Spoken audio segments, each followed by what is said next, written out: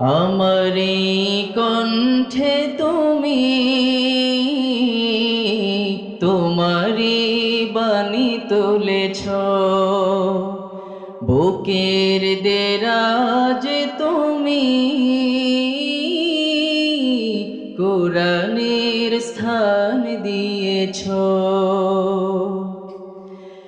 এত ভালোবাসো কেন মালিক আমায়, কি করে শুকর তার করি আদায়। এত ভালোবাসো কেন মালিক আমায়, এত ভালোবাসো কেন। একটু মন থেকে সবাই গান।